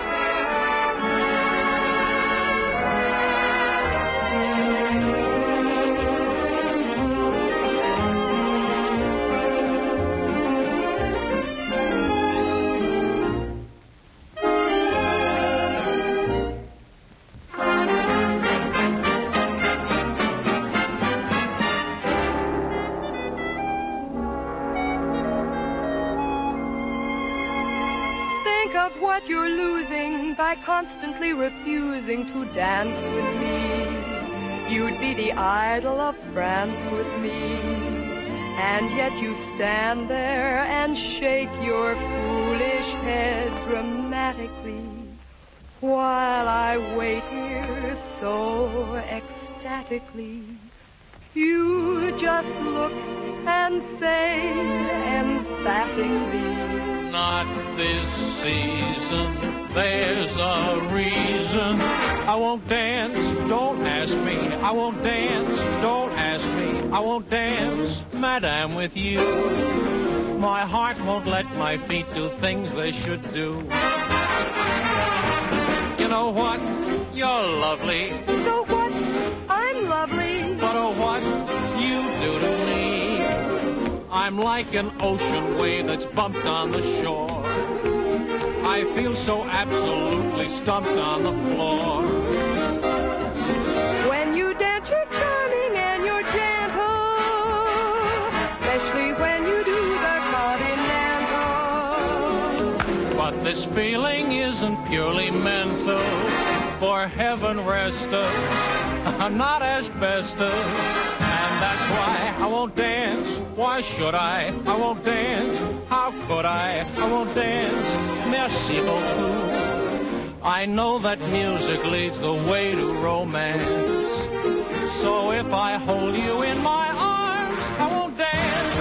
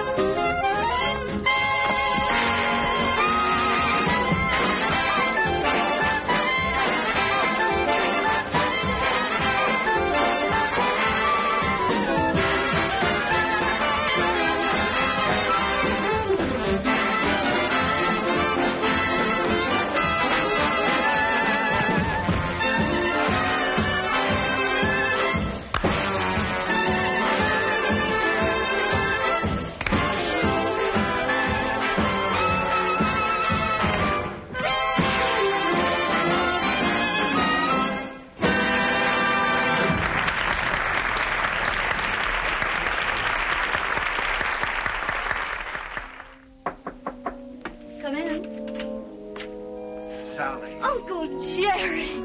Oh, Uncle Jerry, I'm so glad to see you. What are you doing here? Well, I was out front watching the show. Did you see what we did to your number? Yes. I bet you like the show. Not at all. As a matter of fact, I liked it.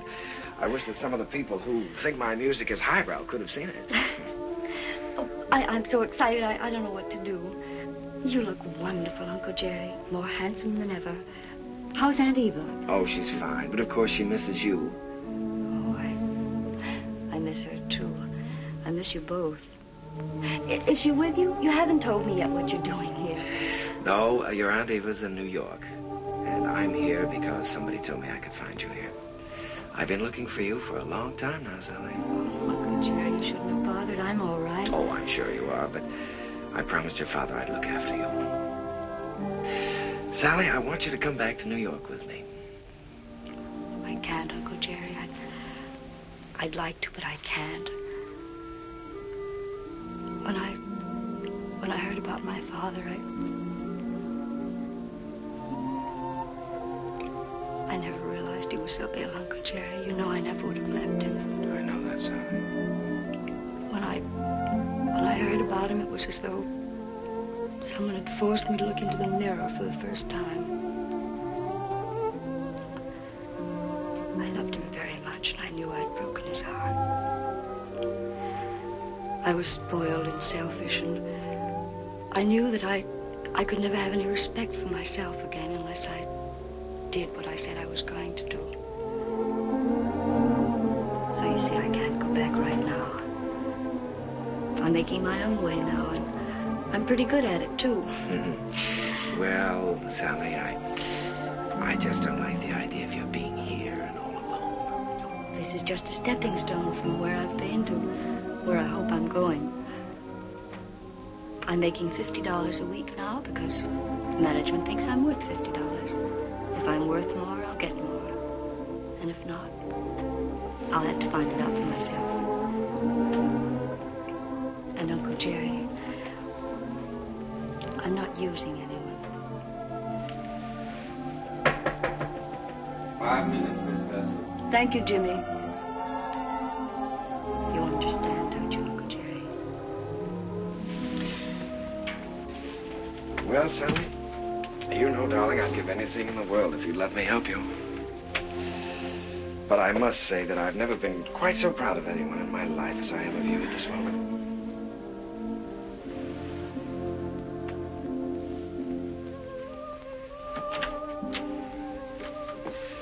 Good luck, darling.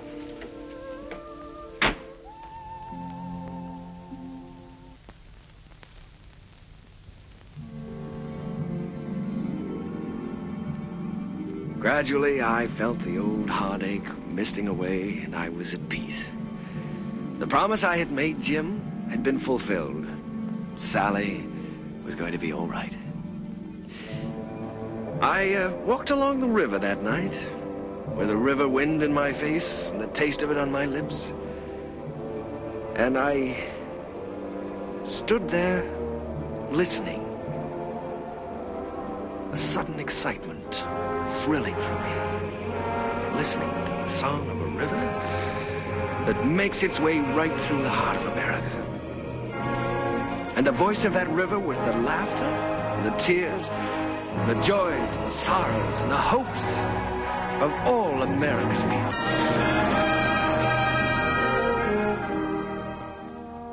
Well, Joe, that's my story. It's too bad Mr. Hessler couldn't have been there tonight, Mr. Kern. Oh, he was there, Joe. He'll always be a part of any music I ever write. Whatever happened to Miss Sally? Well, I don't know exactly. She's on her own now. Maybe I'm just getting tired of something, but ever since Jim's been gone, I feel like everything is sort of ending for me. Maybe my music is ending too, Joe. Ending? After that show tonight? Hey, I gotta get you back to the Waldorf. You got some vows to take. No, sir, Mr. Kern. Your music ain't ending for you. In my opinion, it's just the beginning.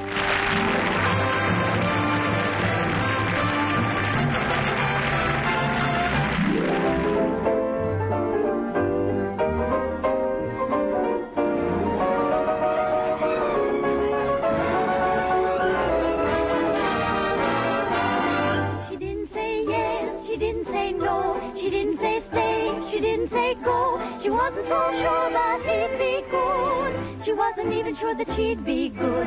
So what did she do? I leave it to you. She did just what you do.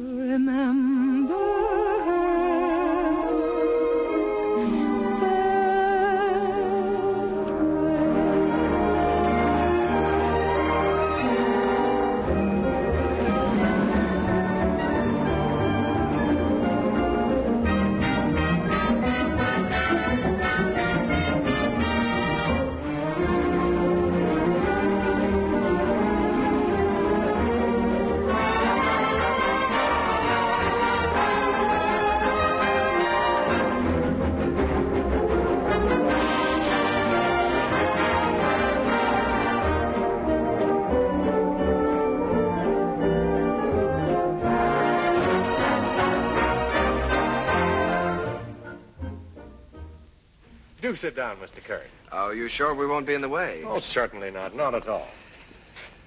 Well, I can't get over this, Mr. Artide. We certainly don't grow stages like this on Broadway.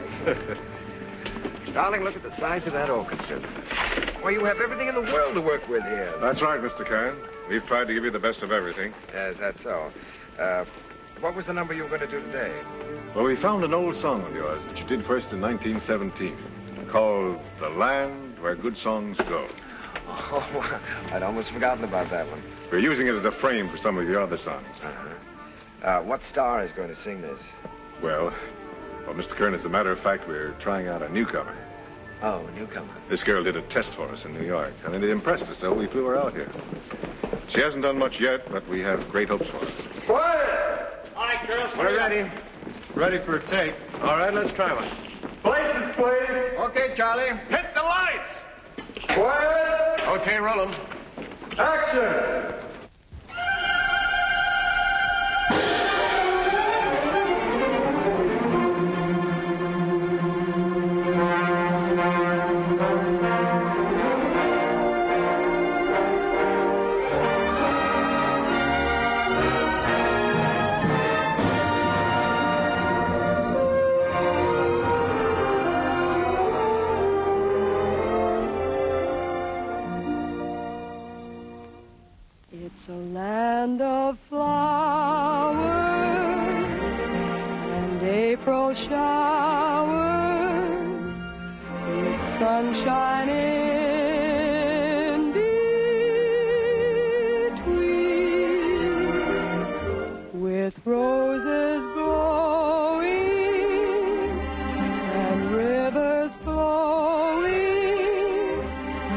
grasses growing green. No one has Like her, Mr. Kern? Like her? I love her. I'd rather hear her sing one of my songs than anyone else in the world. Wouldn't you, Edith?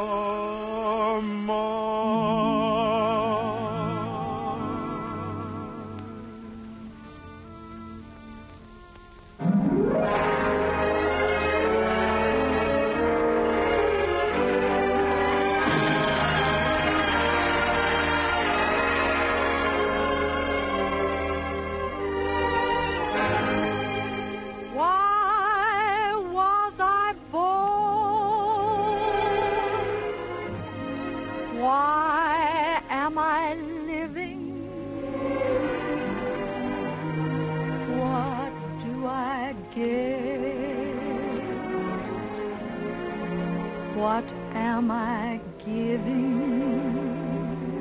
Why do I want the things I dare not hope for? What can I hope for? I wish I knew.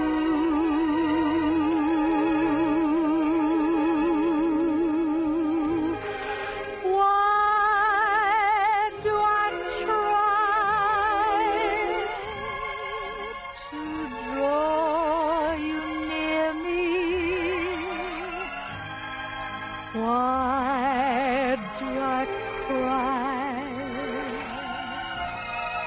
You never hear me. I'm a poor fool, but what can I do?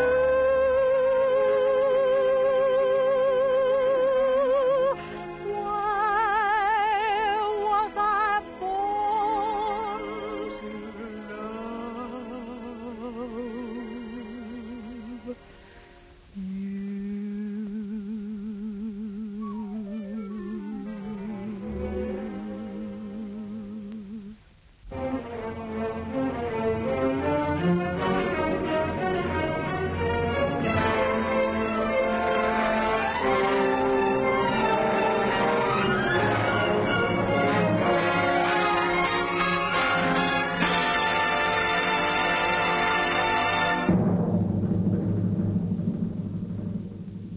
Old Man River, that old man River, he must know something, but he don't say nothing. He just keeps rolling. He keeps on rolling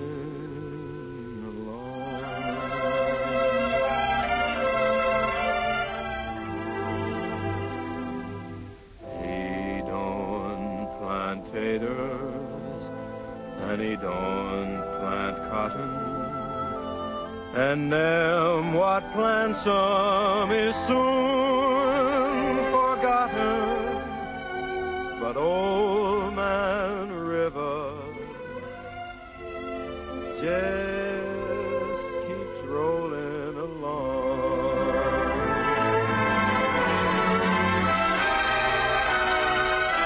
You and me, we sweat and strain, bodies all aching and racked with pain. Tote that bar, lift that bell, you get a little drunk, and you land in jail.